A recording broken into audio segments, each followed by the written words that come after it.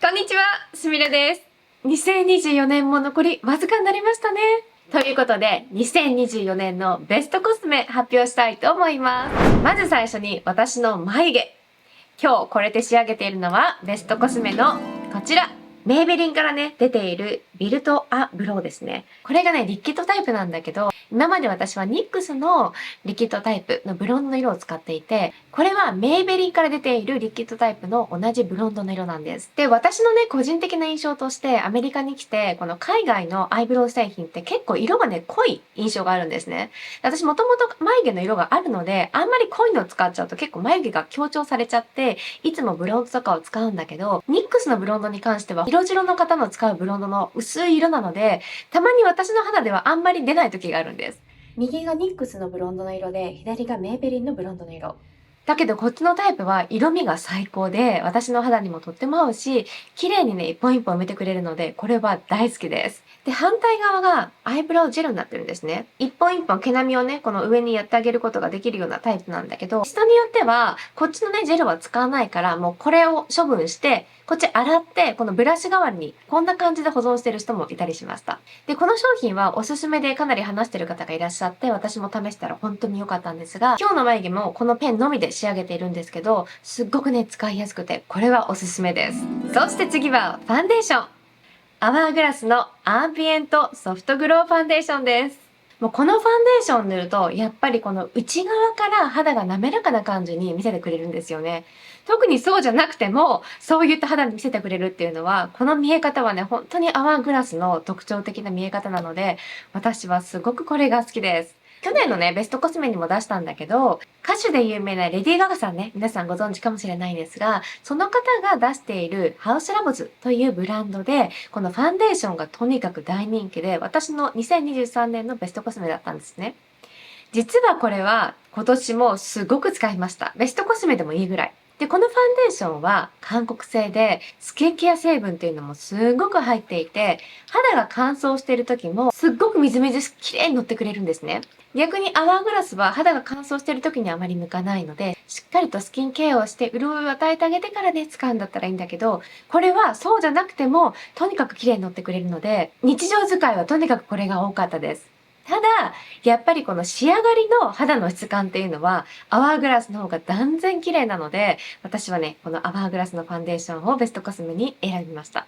今日もハウスラボをね、暗めのところと明るいところにはこのアワーグラスを塗っています。で、このハウスラボのファンデーション、そしてアワーグラスね、どちらも韓国製になっています。で、詳細のレビューはそれぞれファンデーションのレビューを出しているので、コメント欄にリンクを貼っておきますね。で、次ね、で、リキッドファンデーションを使うときに私が必須なアイテム。こちら。アメリカのドラッグストアのエルフのブランドから出ている青のカラーコレクターなんですね。で、ファンデーションは本来ね、きちんと店頭とかに行って色味を合わせて買うのが一番だと思うんですが、例えば日本に行ってアメリカとかのコスメを買うときってなかなかそれができないですよね。で、私はアメリカに住んでるんだけど、店頭に行けないことが結構あって、皆さんと同様にオンラインで買うことが多いんです。で、そうすると、ちょっと色が明るすぎた。で、もう一回買ったらちょっと暗すぎたっていうこともあって、混ぜて使うこともあるんだけど、混ぜても色味がちょっと私のイエローベースにはピンク系が強かったりする時もあるんですね。そんな時にこの青の色味っていうのは必須なんです。カラーコレクターを使う時の大切な知識として、カラーセオリーといったものがあるんですけど、こういった画像っていうのをね、インターネットで検索するとたくさん出てくると思うんですが、カラーセオリーって実はね、いろんなところで使われていて、例えば髪の毛のね、ヘアカラーとかをしている方っていうのは聞いたことあるかもしれないんですが、紫のシャンプーってご存知ですか？それっていうのは、ブリーチとかしたような髪の毛に出る黄ばみ。それを落としてくれるのが紫なんです。つまり、この黄色の色味をね、少し消したければ、反対色の紫を使ってあげることで、黄身が綺麗に取れてくれますっていったものもあるんですね。あとは、歯もそうですね。歯を白くするための歯磨き粉で、実は紫のものがあったりするんです。で、それなぜかっていうと、歯についている黄ばみっていうのを取るために、紫色を使ってあげることで黄ばみが取れるので、歯のホワイトニングにつながるとかね。結構いろいろカラーセオリーってそういったところで使われるんですけども、この青っていうのは、反対側の色味はオレンジなんですね。で、私はイエローベースなんだけど、ファンデーションの色味がなんかちょっとオレンジ系だなって思う時っていうのは、この青を混ぜることで、ちょうどいい感じの私の肌のトーンにしてくれます。で、実際にどんな感じで色が変わるかお見せしますね。で、この青とね、混ぜてみます。そうすると、最初のね、ちょっとオレンジっぽい左側の色から、もう少しね、アイボリーっぽいね、少しグレーが入ったような、中和された色味になったんですね。私はこっちの方がね、肌の色に合うので、少しオレンジ系を感じるなと思うときは、青の色素を使うことで、自分の肌の色味に合うように調整をしています。で、これは値段もいいし、サイズ感もいいし、パフォーマンスもとってもいいです。で、カラーコレクターってそんなにファンデーションのようにたくさん使うものではないので、コンシーラーみたいなタイプになってるんだけど、このぐらいで十分だったりするから、これはね、本当に私の好きなアイテムです。ということで、ファンデーションの色味調整には必須アイテムです。そして次のアイテム、こちら。メイクアップフォーエバーから出ている HD スキンスカルプティングパレットです。左側がね、コンシーラーとかファンデーションに使えるような色味。そして右側がコントーア、ブロンジング、そしてハイライトも4色入ってますね。底見えしている色もあって、かなり使い込んでるのがわかるかなと思うんですが、すべてクリーム状のものになってるんですね。で、クリーム状だと結構重たいイメージがあるかもしれないんだけど、これは HD でね、粒子がとっても細かいので、すごく自然なんですね。で、こういったクリーム状のファンデーションっていうのは、衛生的な理由から、スパチュラとかで色味を取って、そこからファンデーションをしたりとかするのが理想的な使い方ではあるんだけど、私は自分しか使わないので、もうそこは気にせず直接ね、湿らせたビューティースポンジで色を取って使ってます。順番としては、リキッドファンデーションを塗りました。そしたらこのパレットで、自分の肌のトーンよりもちょっと暗めな色っていうのをちょっと混ぜて、太陽の光が当たるような肌の高い位置ね、この日焼けするような位置にこのブロンザーの色を入れてあげたりとか。で、ここにあるのがね、シェーディングに使えるような色味なので、この色味を取って影感を出すのに使ってあげたりとか。あとはブロンザーでね、濃いめにしたいときはこの色もね、ちょっと使ったりとか。あとはハイライトも4色あるので、その時のメイクの感じで色味を取って頬の高い位置に乗せてあげたりとか。そういった使い方をしています。で、こっち側はね、基本的にコンシーラーで、ファンデーションとしての用途ではないんだけど、一応顔全体に使うこともできます。で、実際私も顔全体に使ったりとかしているので、これが底見えしたりとしてるんだけど、まあ、ただ私は、ファンデーションはちゃんとファンデーションの仕様のものを使って、その後にこれらでね、調整するのが大好きです。で、ここにあるね、コンシーラーとかも、ちょっと軽く取って、眉毛の形を整えるために、ここにね、下にコンシーラーを乗せるテクニックもあると思うんですけど、そういう時とかもね、すごい軽い付け心地でやりやすいので、このパレットは大好きでよく使いました。そしてリキッドファンデーション塗った後にするセッティング。こちら。アワーグラスのバニッシュエアブラッシュプレストパウダーというものになるんですけども、プレストタイプのセッティングパウダーで、固形のパウダーファンデーションとは違います。で、こちらのパウダーは細かい粒子でできていて、セッティングをしながらね、さらに肌も滑らかに見せてくれるような効果があります。こっち側にね、スポンジはついているんだけど、私はね、Amazon とかで買えるようなこういったスポンジが好きで、で、これでリキッドタイプのセッティングっていうのをしてあげてます。すごくね、付け心地も軽いので、化粧直しの時とかでもね、綺麗に使ってあげることができると思います。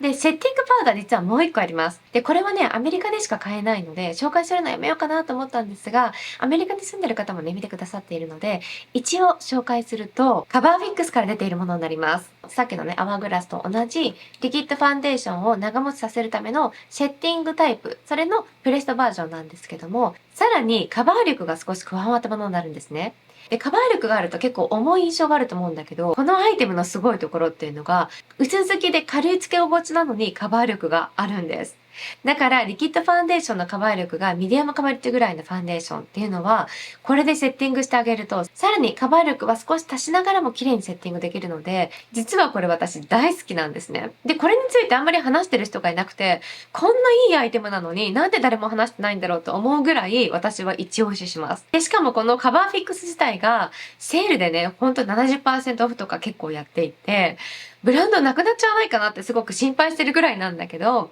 カバーフィックスの中でもね、あんまりの商品もあったりするんだけど、これに関しては大好きなセッティングパウダーです。なので、もしね、アメリカに住んでいて、カバー力もあるような軽い付け心地のセッティングパウダーを試したいといった方は、まずこれね、試してみてください。で、次は、パウダータイプのファンデーション。こちら、メイクアップフォーエバーから出ている HD スキンマットベルベットファンデーションです。で、この HD スキンっていうところがポイントなんですけども、HD って何かっていうと、皆さん結構テレビとかで HD 画像って聞いたことありますよね。メイクでも実は関係していて、要は HD にも対応できるような粒子の細かさのことを HD ファンデーションなんですね。で、実はこのメイクアップフォーエバーのブランドっていうのは、日本でもね、店舗があると思うんですが、業界で最初に HD ファンデーションを出したブランドになるんです。で、なんでね、ここが最初に出せたかっていうと、メイクアップフォーエバーっていうのは、常に現場のメイクアップアーティストの方々と連携していることから、テレビ業界でどんどんね、技術が進歩して、画像が HD、4K とかどんどん鮮明になってくるんですね。そうすると、テレビとかでもドアップになって、ファンデーション塗ってる感っていうのがすごくね、鮮明に分かったりとかして、現場のメイクさんたちも、もうどんどん画像が鮮明になるから、このファンデーションの質も良くしていかないと、メイクしてるのがすごい鮮明に分かっちゃうから、肌が綺麗に見えないと。そして、その現場の声っていうのをいち早く商品に反映して、HD ファンデーションシリーズがいろいろ出てきたんですが、こちらは HD のパウダーファンデーションになっています。特徴としては、マットの仕上げでね、毛穴もカバーしてくれることから、オイリー肌とか混合肌向けに設定されているんですね。で、私がね、このファンデーションをどんな時に使ったかっていうと、フルメイクするまでにはいかないんだけど、この眉毛と素肌ぐらいは綺麗にしたいって言った時、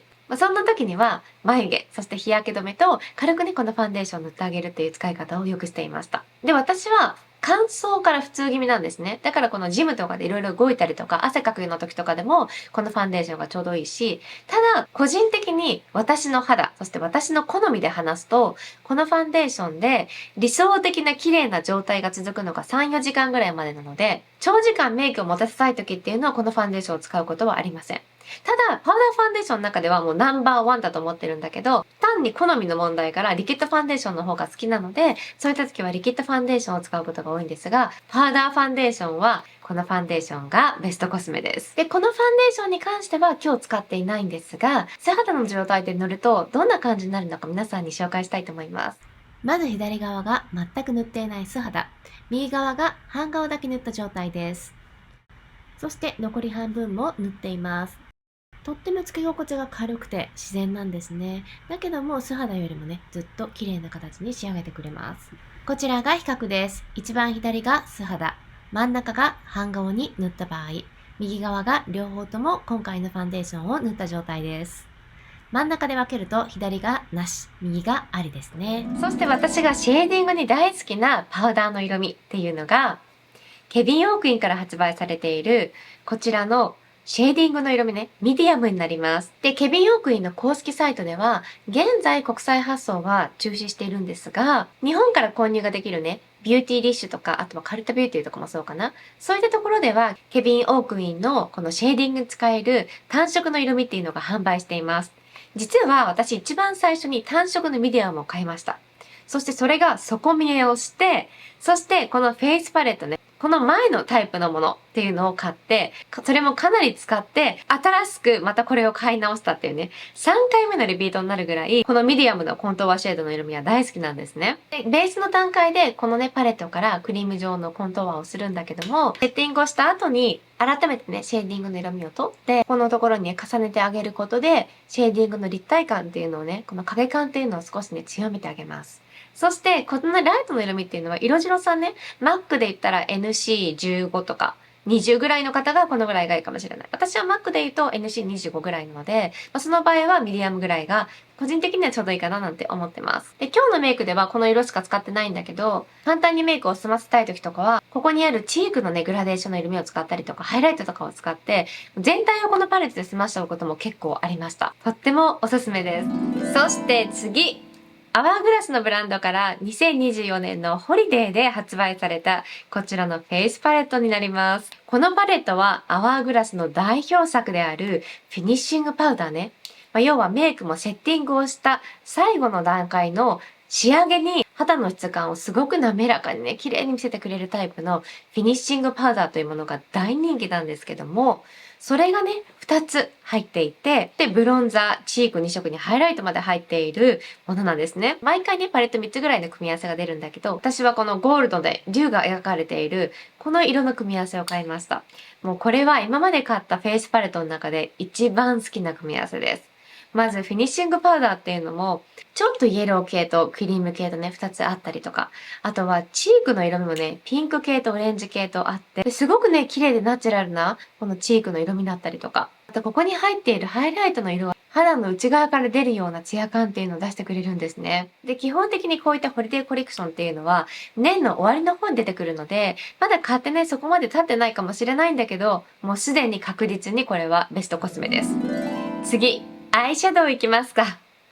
アイシャドウパレットベストコスメその1、ナターシャ・ディノーナから発売されているこちらのゴールデンパレット。で、このパレットはね、本当に誰でも使いやすいようなマットの色味、そしてトッパーの色味、様々な質感が入っていて、パレットの美しさだけではなくて、この実際のね、色味の美しさ、すべてにおいて私はこれはベストコスメに選びました。ナターシャ・ディノーナのパレットっていうのは、すごく発色もいいし、ブレンドも綺麗にできるんですね。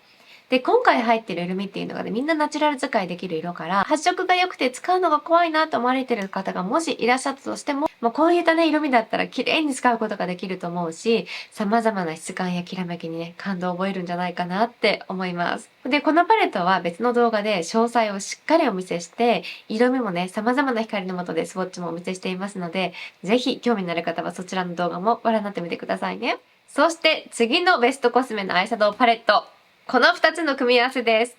まず最初にビジアート。で、このブランドは発色っていうのも柔らかく出ることからしっかり出すことからね、この調整がすごく綺麗にできること。そしてこのパレットで見た色味のままどんなスキントーンの方でもその色が出てくれるっていった定評があったりとか。またね、パレットの使用期限も3年間といってすごく長いんですね。もともとはフランスでプロのメイクアップアーティスト向けに商品を出していたブランドが、今ではね、世界的に一般の人も買えるようになっているものなんですが、日本からだったらビジアートの公式サイトや BT リストとかでもね、日本語対応で購入することはできます。色のトーンからね、濃い色から明るい色まで全て入っているパレットっていうのは、アイシャドウのベースメイクには私にとってね、欠かすことができないパレット。で、これと2024年に一番使ったのが、ラネスタマイリックスというね、ブランドから出ているライトワークボリューム5のパレットになります。このパレットも詳細のレビューをね、出しているんですが、これは年に1回発売されるライトワークというね、限定版のパレットになるんだけども、色味がすごく綺麗に変わる変更カラーがたくさん詰まってるんですね。で、結構こういった色味って使うのを懸念してしまう方もいらっしゃると思うんだけど、このパレットはナチュラル使いしやすいような色味がたくさん入ったりするので、こういった基本的なマットでベースを整えて、一箇所ね、高い位置にポイントでこのパレットを使ったりするやり方がとにかく綺麗で、いろんな使い方ができるんだけど、2024年ね、この2つは本当に使いましたね。なので、パレット1個でゴールド系のね、綺麗なメイクっていうのを仕上げることができたりとか、あとはすっごく綺麗な輝きをナチュラル使いしたり、本当にナチュラルからきらめきの高いメイクまで、この2つでね、いろいろ調整ができるので、これらは間違いなく2024年のベストコスメになりました。で、このライトワークのパレットっていうのは、年に1回発売されて、2024年もこの年の終わりの方に、新しくまた発売されたんですね。それはこの前レビューも出したんだけども、とっても美しいです。で、それはベストコスメじゃないのって思われた方いらっしゃると思うんですが、今年出たね、ライトワークに関しては、まだね、使って間もないので、来年しっかり使っていくような形になるかなと思うので、今回のベストコスメには、2024年に一番使ったこのパレットを紹介しました。次、リップライナー。こちら。メイクアップフォーエバーから出ているアーティストカラーペンシル。エクストリームというものになって、ウォータープルーフのタイプになります。で、メイクアップフォーエバーだと、こっちのタイプもね、結構してる方もいらっしゃると思うんだけど、こちらはウォータープルーフではなくて、こっちがウォータープルーフなんですね。で、それぞれ比べてみたんだけど、やっぱり私はね、こっちの方が好きなので、今回これがベストコスメで入ってます。ちなみに、ウォータープルーフの方の色味、そしてそうでない方の色味ですね。実際に水で流してみます。結構勢いよくね、流したんだけども、このぐらいだと両方とも持っていました。ただその後、軽くね、石鹸で上からね、こすってみると、右側の方はしっかりね、ウォータープルーフなどで残っていたんですが、左の方は完全に消えましたね。で、もう一個私のお気に入りのナターシャ・ティノーナから出ているこちらのリップライナーね。これもずっと私のベストコスメお気に入りだったりして、これもね、今も好きなので、両方使ってるような形です。ただ、新しくね、私のお気に入りに入ったのがこっちで、今回もこのリップライナーを使っています。そしてこちらがナターシャ・ディノーナの私が持っている色味。実際水でね、流してみるんですが、そんなにね、落ちることもやっぱりないですね。これは落ちにくい手法になっています。そしてお気に入りのグロス。こちらはタルトからね、出ている、すごくね、ジューシーなリッププランパーになるんだけど、ほんのりとスースーした感じがあるぐらいで、全然強くはないです。それよりも私が好きなのが、綺麗な色味と潤いをすごく与えてくれるってことなんですね。私結構ね、リップがガサガサしていて、この滑らかなリップクリームとかでもあんまり綺麗にいかないんですよ。だから結構グロスを使うことが多いんだけど、このね、タイプっていうのは、色味とあとは潤い感っていうのをしっかり与えることができて、2色持っているんだけど、今日ね、両方使っています。でその後に今回使っていたのが、このメイベリンから出ているリップのグロスになるんですね。で、リップとかをした時に少し赤みが出過ぎたなとか思う時、私はこのクリスタルのね、ちょっとブロンズみたいな色味っていうのかな。これをよく使ってました。